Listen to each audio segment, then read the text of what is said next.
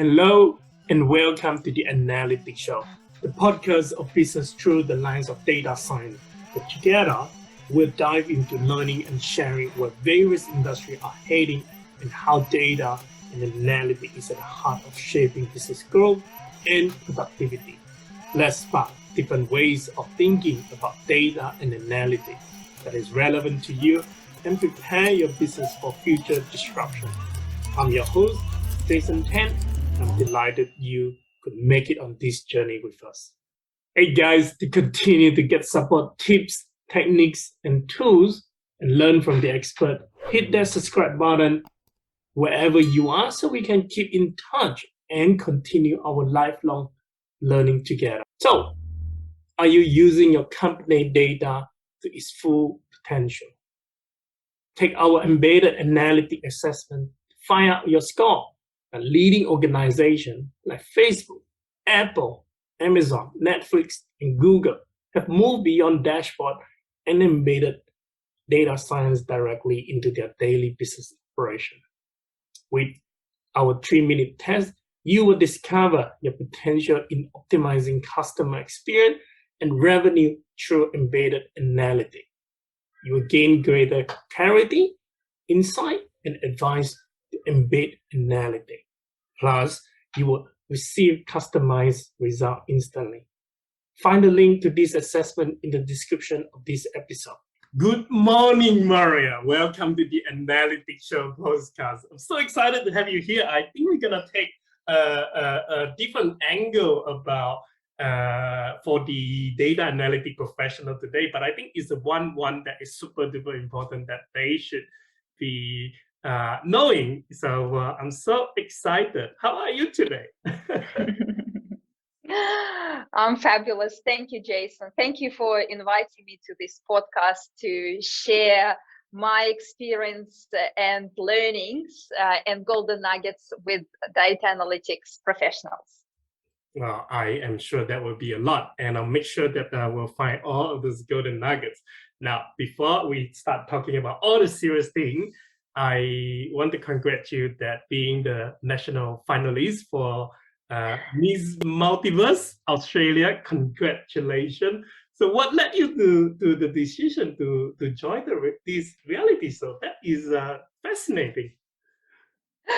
Thank you, Jason. In fact, I was placed top 7 in this contest, and it's not just a beauty contest, and it's very unique because it looks at various aspects of an individual, of a woman. So it's not about beauty, but it's also about the energy, the intelligence, how you present yourself, business skills. We had IQ tests, so it's really all around from various areas and sides. And it's also a reality TV show, and it will be streamed on Amazon Prime at the end of 2022. No way! That is exciting. Amazon Prime.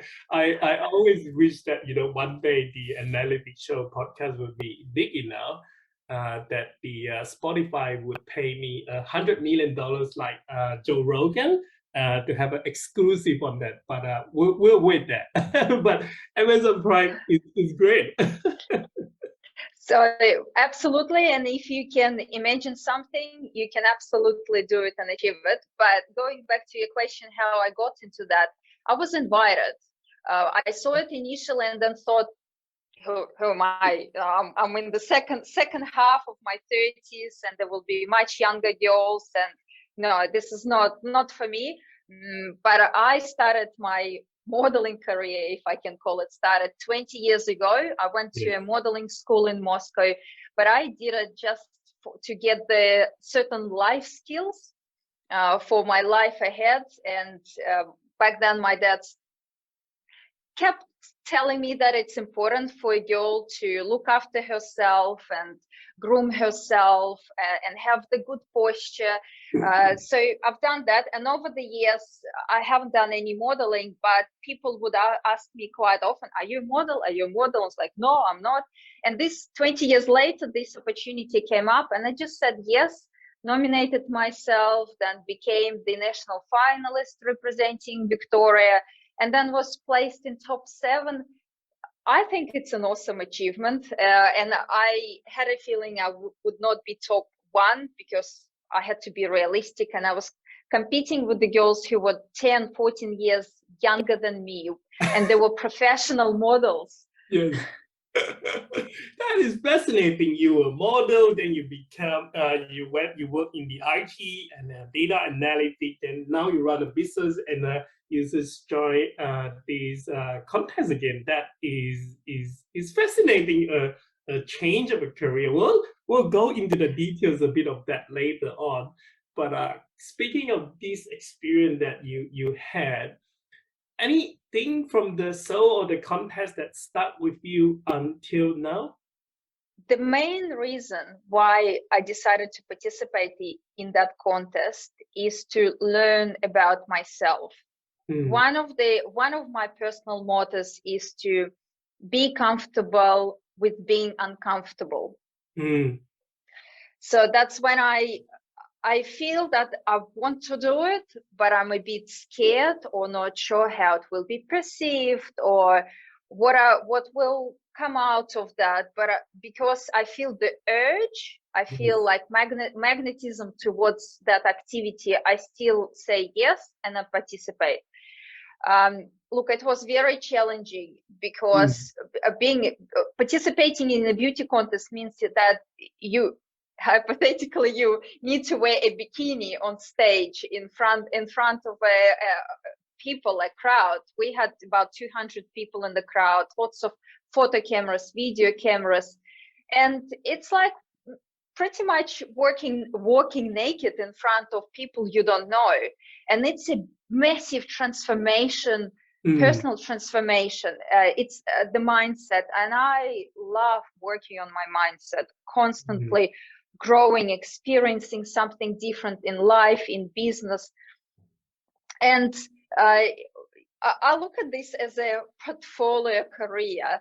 And modeling, I actually want to be as a worldwide renowned model representing my age demographics. And I'm very proud of what I achieved for myself and for my body. So it's all about health and mindfulness and combining your passion with other things. So modeling, my business and personal branding. And as you mentioned, I spent more than 14 years in corporate IT in Australia and much more.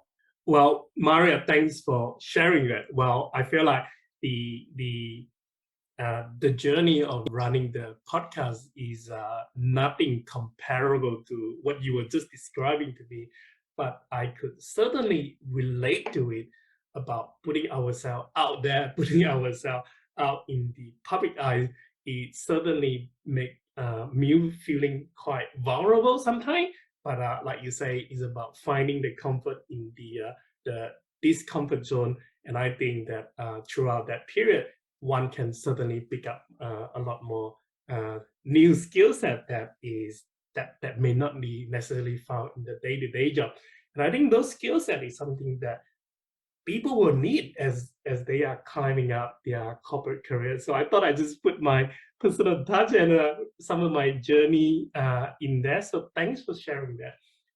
Now I want to come back to talk about your business and your professional life.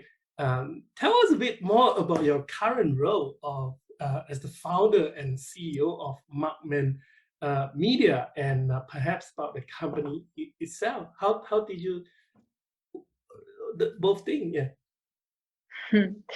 Sure.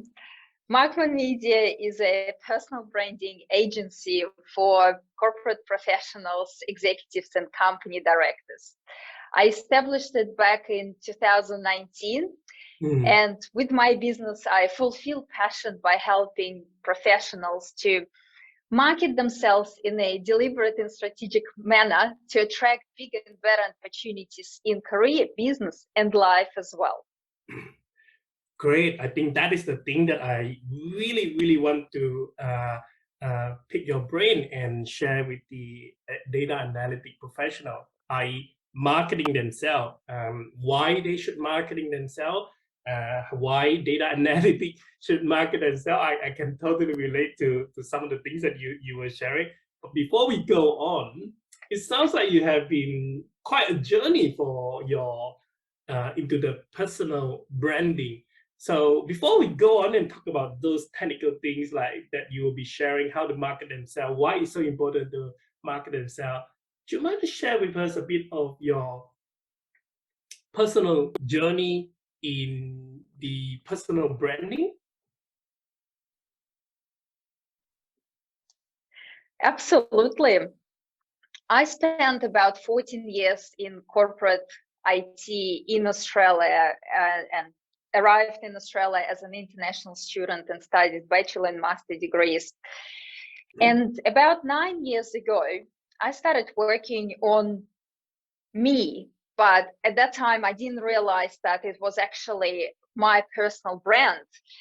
So I've done a lot of things unconsciously, started working with a stylist, attended a number of workshops on emotional intelligence, got myself into public speaking club.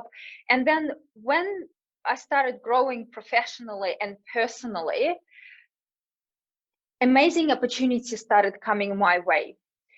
And I remember at some point, my peers and colleagues started asking me questions. Maria, how were you able to achieve that and this?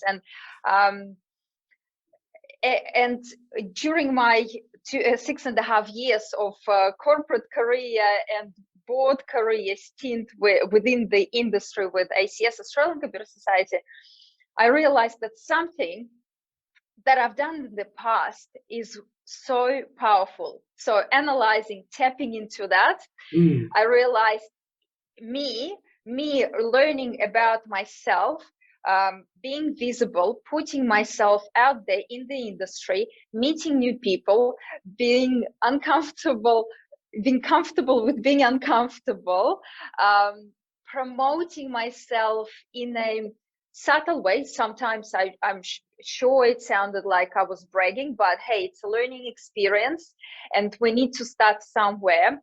But all that evolved over the past 9 years. And when I realized that this is so powerful and it worked for myself, for my peers, then started working for my clients, then I need to come out in the world and say, actually, this is what I'm doing, and I know how it works. I know, right? I want to bring that whole thing that you just described and put that into the lens of the data analytic professional who tends to put their heads down and get the things done rather than being out there, being visible and promoting themselves.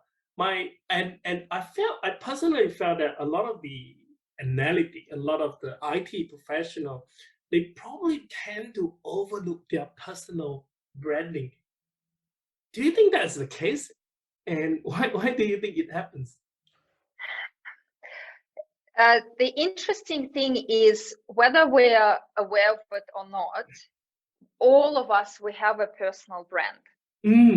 It's what we do with it, how we approach it. So one of the biggest mistakes that I see with especially corporate professionals is that once they're in one role, they don't do much. They are observers, let's say, on LinkedIn. LinkedIn is the main platform for corporate professionals. It's important, of course, right? So a lot of people are very passive users. They would read, they would like, they might comment, but they don't put the content out there. And there are many, many reasons why. So I'll come back to my earlier point. So what I observe is that an individual works in a certain role, and when something drastic happens, let's say redundancy, shift in the company, anything, or they just feel they're unhappy and it's time to move to another place, then when they start being proactive, and I find that it really stresses out an individual at that time, because they try to do a lot straight away. looking for new roles, applying, going to interviews. Oh, I suddenly need to update my resume. And oh, my LinkedIn is not great, so I need to update it as well. So when we approach all that in a strategic and deliberate manner, we start doing it now. No matter where you are in your role, in your career, if you start doing now, bit by bit, tapping into various areas of personal brand, then you will be, first of all, you will not be stressing yourself out, not now, not in the future, and it will be smooth transition. Plus, when you work on your personal brand, then you position yourself and you start manifesting yourself in the world.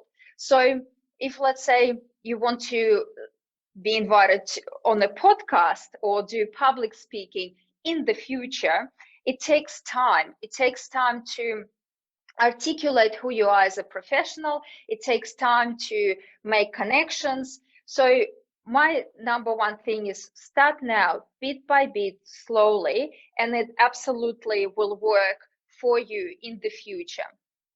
I agree everything that you have just said, and I probably will just add two more things in there. I think that when people are not doing any of those personal branding and letting people know exactly who they are, what they do, is, as you say, as they were in the position or in the time of searching for a new role, what will usually happen is then they need to go out and network, and they suddenly have that need to go out and meet more people. And at the same time as they are meeting more people, they equally need to convey the message to other people to say what they do and what they are good at, because no one is gonna know, right, if you never told them.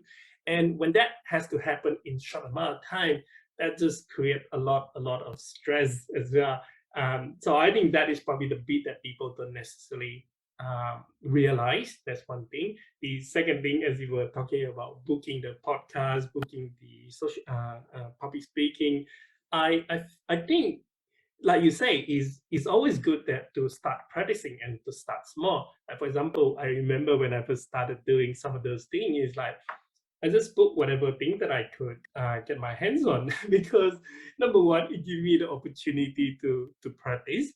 Number two, it helped me to sharpen my message. But number three is it it is a baby step to go to the next level of getting booked for a bigger stage. I think sometimes people are overlooking that the size of the audience or the stage is too small, but they don't necessarily realize that it's about getting booked for the small, to get in front of the eyes of the bigger media, and one day to be on the Amazon Prime like you do. Do you think that relate to you about those two things that I just shared? Yes, yes. What I also wanted to add to this, Jason, is that data analytics space is fairly new thing, and there is lots of, it's a new area. There is lots of people want to get in there, and a lot of professionals from other areas coming into data analytics. So establishing personal brand in the area where you want to be, it's super powerful. Also, when you're climbing a career ladder, you would know the higher you go, the less opportunities are there. So, and considering if you're in the beginning and have appetite to be chief data officer at one stage, for example, in let's say 5 years time, if this is something you inspire towards, so putting foundation now, we started really saying into the world, I'm the data analytics data professional. I'm starting here. I'm passionate about this. I'm specializing in this. This is my interest. So then as you progress in your career, your brand will be much more established and you will be much more well ahead than others. So, you know, it's very powerful when a recruiter or hiring manager Googles you or types your name or even the keywords in LinkedIn search, and your profile comes at the top. Exactly. Exactly. And like you say, as people are climbing the career ladder, the role is becoming lesser and lesser. So the number of roles is becoming smaller and smaller, right? And sometimes I find that at that point of time, is beyond the technical skill. It's about the way of convincing people, the selling the idea, and all of those things is about also how do you convey messages. Like for example, I still remember how the first day when I was starting the podcast, I was probably all over the place in trying to share the idea. But part of the personal branding, I think, is how do you convey the message? How do you get the message out in the shortest and also the most accurate way? And those things come with practice, whether it's writing or speaking, or writing a social media post, or writing an email, or writing a blog post. All of those things is actually just part of that. I think people are missing out on those sort of skill set. Do you think that's the case? Spot on, Jason. So personal branding, and that's my philosophy that I convey. Personal branding is not just about LinkedIn, or it's not just about content. Personal branding, I look at it as a big puzzle with multiple pieces. And things like LinkedIn, Instagram, Twitter, other social media platforms, resume, public speaking, online networking, offline networking, podcasting, they're just the tools for you Correct. to manifest yourself in the world. They're really just the tools. But where I find a lot of blockages, if I can use this word, in people is that, okay, great, I want to use these tools, I'm interested, I want to be a public speaker, but then I'm scared, I'm fearful, and then lots of fears, and the content, what I'm going to talk about, how I'm going to present, and what will they think of me, and how do I look on stage, what am I going to wear, do I look good, do I look lost on the stage, and many other questions. So going back to my philosophy, when I work with clients, I look holistically. I look at where the person is now, and of course, where the person is going. And my clients have different needs. Someone wants to become a speaker at a specific conference, which happens once a year in a specific country. Someone wants to start their portfolio board career. Someone wants to step in a bigger and better role. So goals, they're different, and how you get there, it varies as well. But the thing that brings them there much more efficiently and quickly, that's the personal brand, essentially your reputation, how people perceive you online and offline, what people say about you, and many other things. So it's not just your professionalism, and it's not about the content, but it's about your personality and essentially your energy and how you connect with people. That is so true. And you talk about the social media, LinkedIn, podcasting, all of those things. I think that really has is probably has changed the game, right? Like imagine like 30 years ago, before we had the wonderful of the internet, before we have the wonderful of this all of these social media. Now getting booked for a speaking conference or writing a column for the newspaper or maybe appearing in the TV, often those opportunity is only reserved when you have meet a certain threshold in certain part of your career. Like for example, maybe you're the CEO or CFO. But these days, because of the social media, that changed everything, right? I mean, anyone can start anywhere, and everyone can start at the same time. Why do you think people are still not utilizing the social media to do the baby step before appearing in the big screen? From my personal experience, and I had that in my life, and I worked on overcoming that, and also working with clients, it's a lot of questions, a lot of uncertainty. I I don't want to use that word fear again and again, but it's really, people are not sure, not just how to do it, but also, okay, I know how, I learned the mechanics, I understand, I need to write a post once a week, let's say on LinkedIn, but then what do I write about that? Okay, I wrote about it. Some people hate writing, some people love writing. And it's awesome. I hate writing essays at school, but then I trained myself. I don't do that often enough yet. I'm planning to scale up for myself. It's important because content is like gold, liquid gold, digital gold. But figuring out and then stepping out of your comfort zone, writing, releasing, posting, and then very often, especially those corporate professionals who work for large organizations, I hear that quite often, is that when I post something, when I say something online, how will it be perceived? Will it come and bite me? Will a manager tap me on the shoulder? Will it impact my career or my current role? And again, it's that fear, when I'm visible online, am I perceived as me or the organization I'm working for? And there are also techniques to overcome that. But this is something that is worrying a lot of professionals.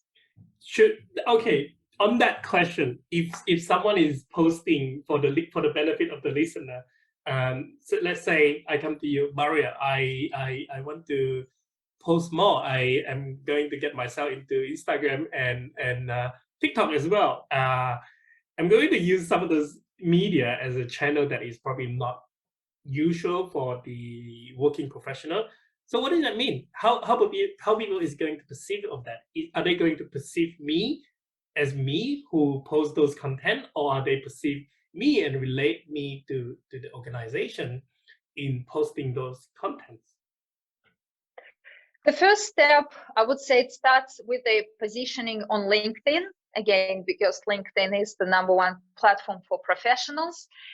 The trick is position yourself as a professional. Very often I see professionals would say, as an example, I'm a Java developer, Java programmer at this specific company. So they're stating the role and the name of the company. I would say, state your main skills, what you're known for as a professional, what are your strengths. So that's the top bit of LinkedIn profile. It needs to be about you. The company you're working for, just have it in the experience section. So it's just one of the things that you do in life. Then another thing what you could do is in the about section on LinkedIn profile, right at the end, you could put an asterisk and say, the views are my own, not Correct. The organization I work for. Exactly.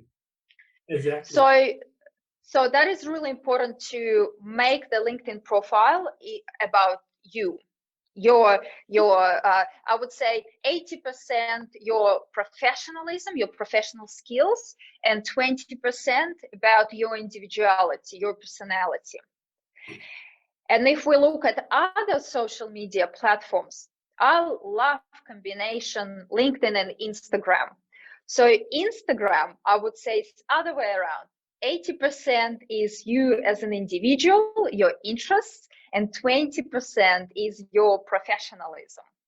If you want it, you can make it fully about yourself. But those two platforms, when they're combined together, they're very powerful.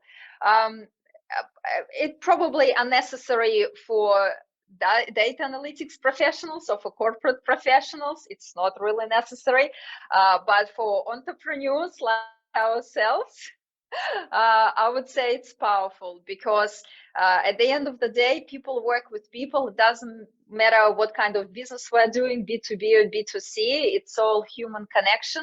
Exactly. And the more channels you utilize, the bigger picture, or the fuller picture an individual can make about you when they look at you. Hey all, I just want to give a quick shout out about this episode. is sponsored by the Embedded Analytic Program at DDA. And the Embedded Analytic Program is designed for senior manager and executive in the business team who want to integrate data science into daily business operation and use it to drive customer experience excellence and revenue.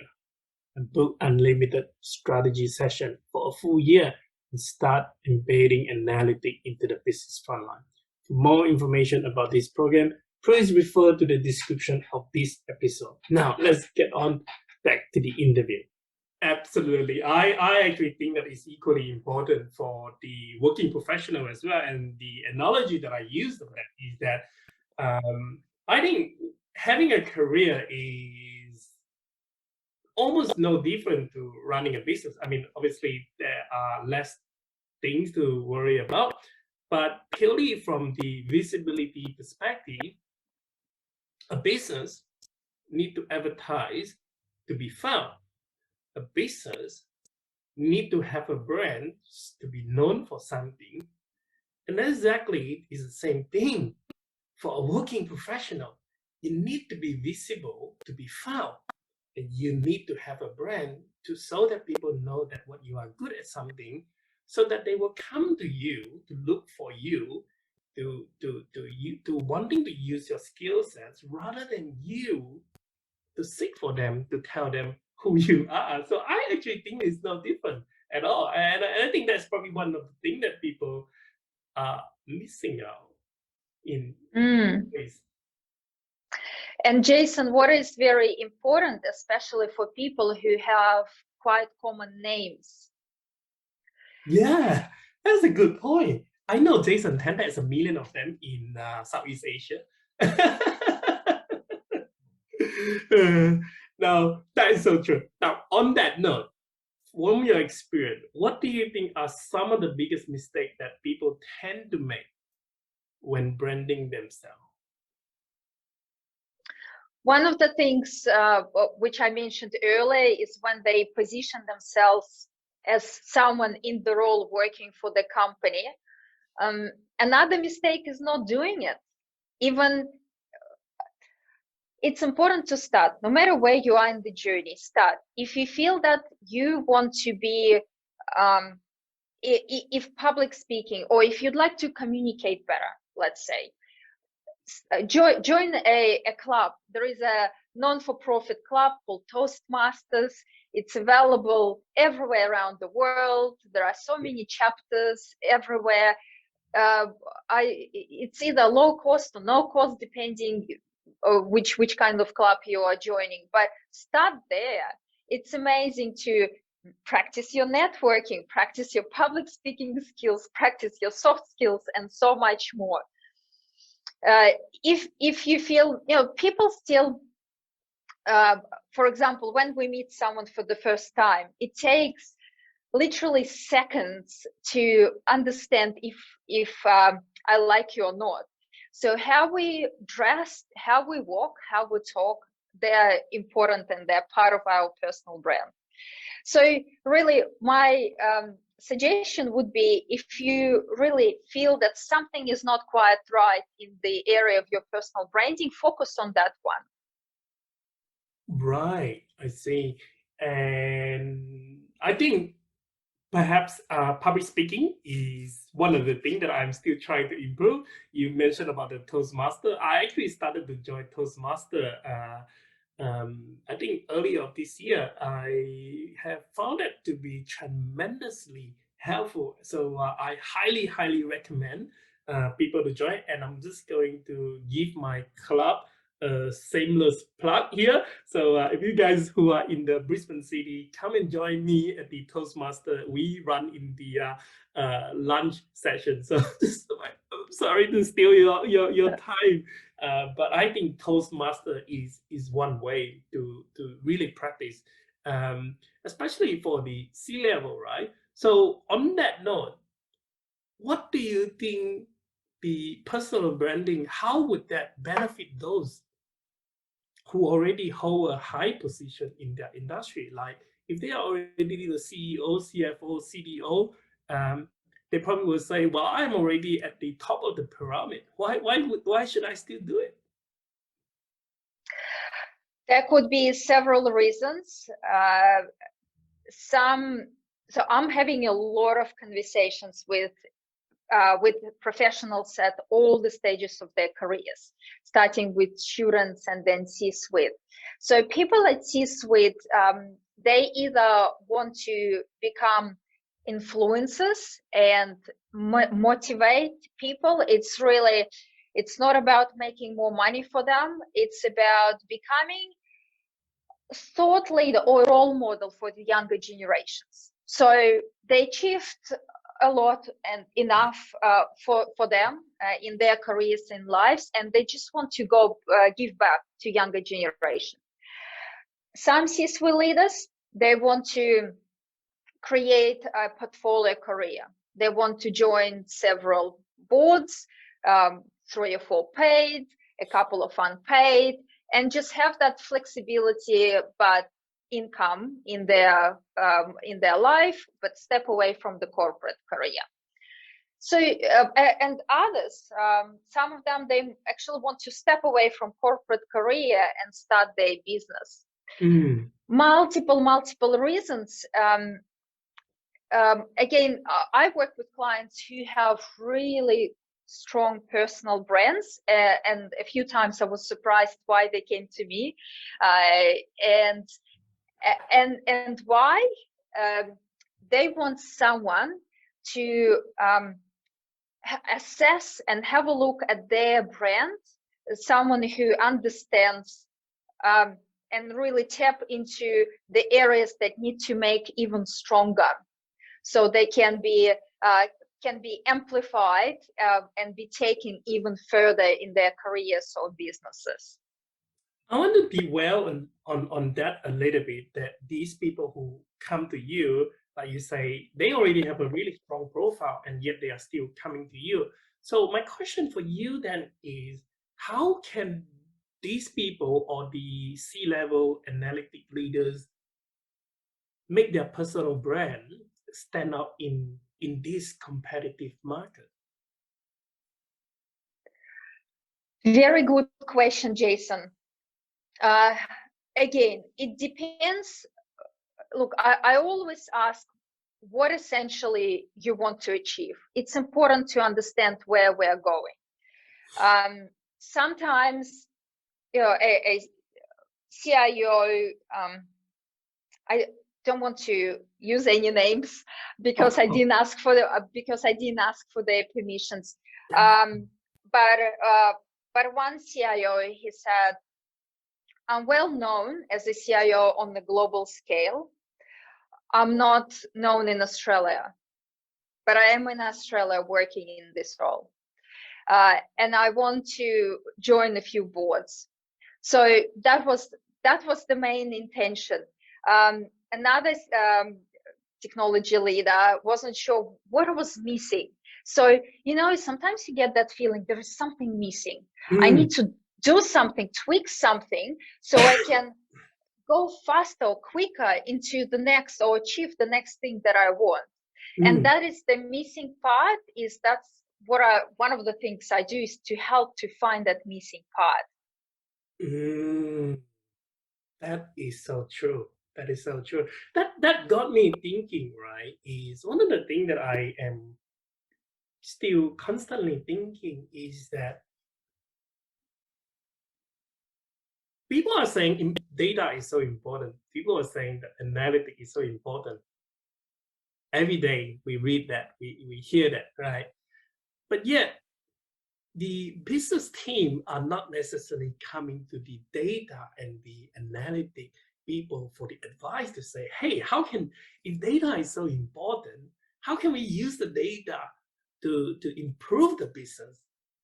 Do you think that is something that we can do in that whole personal branding space to help them to say, how can they get the business team to come to them to say, we should totally get your advice, and how can we use data? What do you think is missing in that picture? Well, in terms of the personal branding journey, the biggest impact where the data or data analytics could be is to understand, to analyze how your content is performing. So essentially, when you post something, you want as many people as possible to see your post or your video. You want to interact with as many people as possible. But this is kind of more of advanced stage of personal branding, right? The beginners, it's important. Begin, just start doing at least something. Join Toastmasters to start with.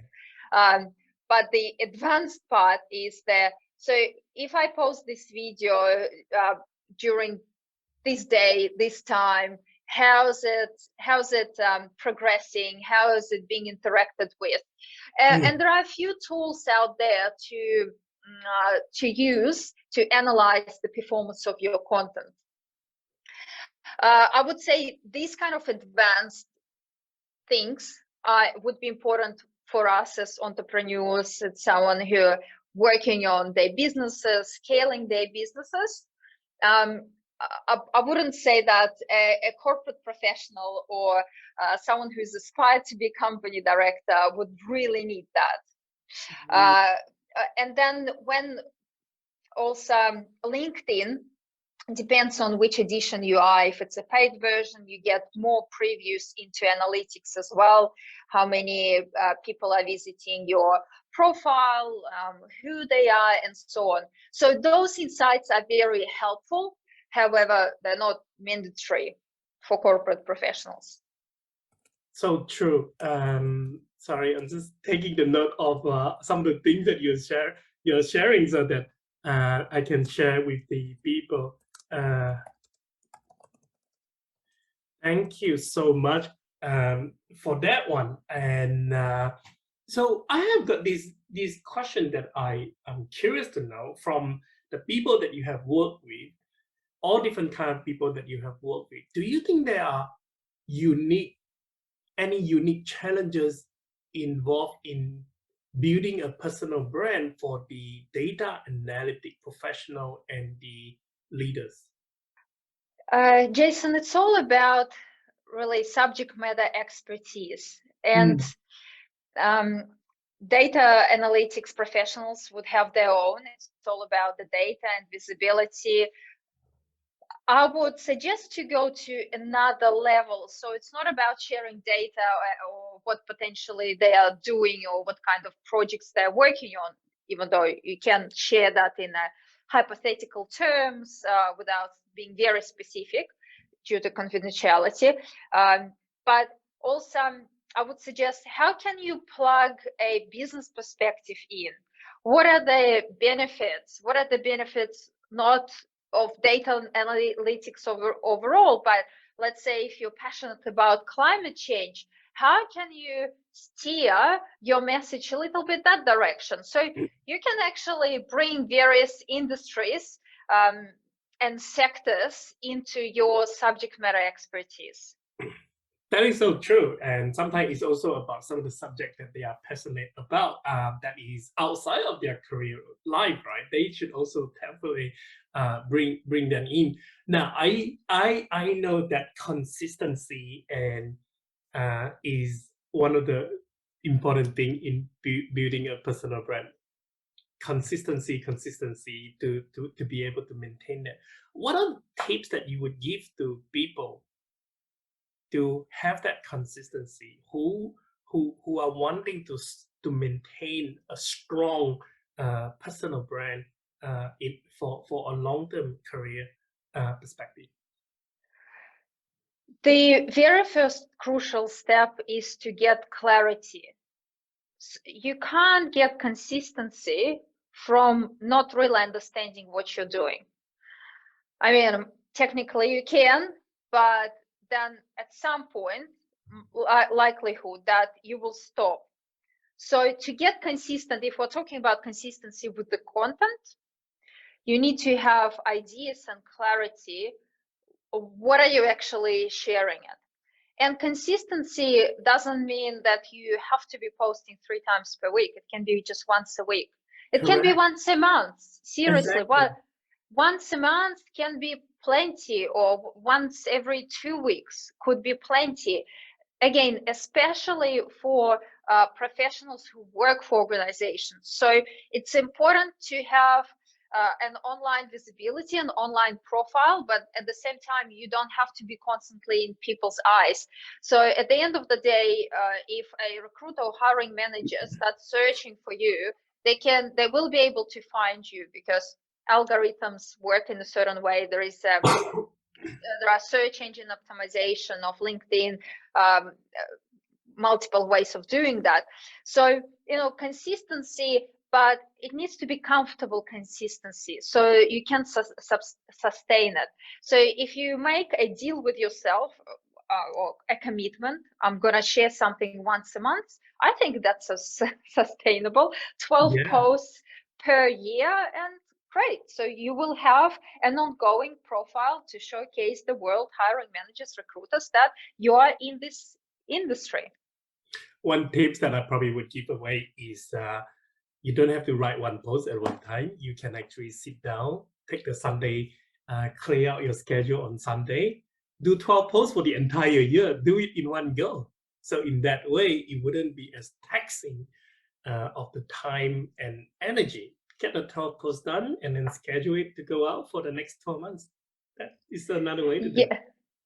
Yeah, absolutely. And also, well articulated LinkedIn profile is also crucial. Mm, Even with my own experience just recently, I had a break with LinkedIn for more than 3 months. mm, At some point, I went onto my profile, and that section at the top part where it shows the latest post you made or you commented, it was empty, and it said you haven't posted anything recently. And I was like, oh my god, I haven't posted. Because during that time I was focusing on my Instagram. I was creating reels and sharing stories, and I was very active there. But even though I wasn't active on LinkedIn for at least 3 months, my connections were still growing. So people were mm, still connecting. mm, I was there on and off to communicate, but mm. I wasn't posting actively. So that's really another tip, is when you have well articulated profile, that people still reach out to you, it still attracts, the connections grow, and your online presence is there. One of the most common questions that I have received um, when I invite people to come to the podcast is that they are saying, my organization or the company that I work for may not allow for this, or I need to speak with the communication team. What is your advice for them to deal with that sort of obstacle that they have in their organization? Awesome question, Jason. What I've done an extensive research into personal branding, what's happening in Australia, in US, and Russian markets. I'm originally from Russia. I couldn't miss that part of the world. So in Russia and US, and it's coming to Australia, but not at the scale of that yet. But more and more companies worldwide are bringing or on the lookout for internal ambassadors. So they're employees who want to be more visible, more outspoken, they're passionate about their brand. So they put those employees through a special program and empower them to be more visible online. And those organizations do it in such a way that those brand ambassadors, what they do is aligned with their marketing strategies. So, and then it becomes so much more powerful for those corporate brands. So if you would like to be more visible, I would say check out your internal policies and procedures, speak with your manager, either directly or indirectly, depending on the internal culture and politics. Reach out to the marketing department or head of marketing. And offer that, suggest, be proactive. I'm all about proactivity. If you want to put yourself out there, if you want to be supported by your organization, find a way to be supported. Absolutely. Now, what are the benefits these organizations would have when they have all of these ambassador or the internal ambassador out there promoting their career and at the same time promoting the organization? Or Jason, you would know that IT is such a high demand industry. Organizations are constantly looking for new talent. So being an internal ambassador, it ticks so many boxes for an organization. It promotes the organization. It promotes the culture or the exciting things that are happening. So it potentially attracts the new talent. So it's another marketing channel for the organization, essentially. Exactly. I so agree. And I'm so glad you shared that, especially in this very competitive jobs market, right? How do you find the best talent? People are no longer just thinking about how much do they get paid or what the company they work for, but also is about the people that they work for. So I think this personal branding is one of those that the untold benefit is that to attract the talent to work for them. Now, thank you so much for sharing with that. And on that note, I really have felt that so much we have talked about the importance about the personal branding, why it would help for uh, one's career and the organization. Is there anything else that you would like to share about your work? I would like to add that it takes time to develop your brand, to amplify it. I would highly encourage to start now, no matter where you are in your career, in your life, no matter where you want to be. Start working on it now, and I would be very I would be very glad to help you on the journey. I guess that's all, Jason. Now, people who are looking to kick off their personal branding journey, what is the best way for them to reach out to you? I'm very active on LinkedIn, Instagram as well. My website, you can get in touch with me there. And I'm here. Reach out. I work with clients in Australia and globally as well. I work virtually. I have a program which is delivered virtually. So please. Wonderful. I'll make sure to share the link to the website and your LinkedIn profile and your Instagram profile as well. Now, my final two questions that I have for every single guest to close the interview. First one first, what is your most important first principle? Oh my goodness, that is an interesting question. My most important principle. Well, being comfortable with uncomfortable, we covered that, but I would say it's that. I love this quote: no matter how you feel, wake up, get up, dress up, and never give up. True. So at the end of the day, it's all about mindset and our mental health, our physical health, and the rest, they're just mechanics and tools. True. True. And seeing the big picture and remember the big picture and the rest is the mechanisms. So true. Yeah. What is one book that you have read and thought it would have been better for your younger self to have? So if I have to pick one book, it would be Think and Grow Rich by Napoleon Hill. Oh, yep. It's an oldie but goodie. It's an old book, but I think it has all the important wisdom, the 16 laws to achieve success in life. And I'm very big on mindset. Without the right mindset and the energy, there will be no success. Add to that, success is the formulation of success can be different for individuals. My formula of success is to have the wheel of life round. So I believe that book really helps the journey, to start the journey of making the wheel round.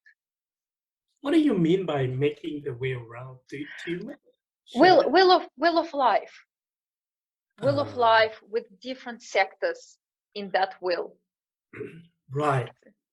So relationships, health, love, personal development, finances, and much more. True.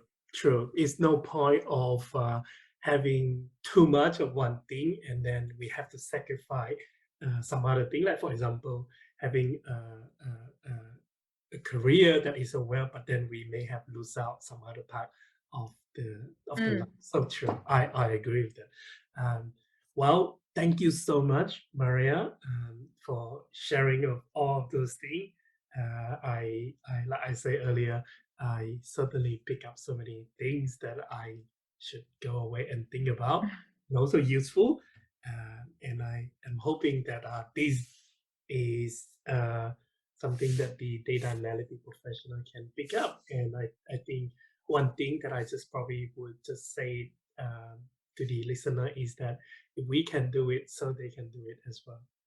Thank you so much. 100%. Thank you, Jason, for inviting me and for allowing me to spread the message and hopefully inspire and motivate your listeners. Absolutely. Thank you for sharing that message. Hello. If you enjoyed this conversation, hit that subscribe button so we can meet again. If you don't, I'll be stuck in an infinite loop. So pull that part by clicking the subscribe and help me out. You can further support us by leaving us a kind review from wherever you are listening. At the end of the year, I will choose a reviewer to send a special gift to, and it might just be you. Look forward to seeing you here next week for a new adventure. If I can find my way out of this endless loop. See ya!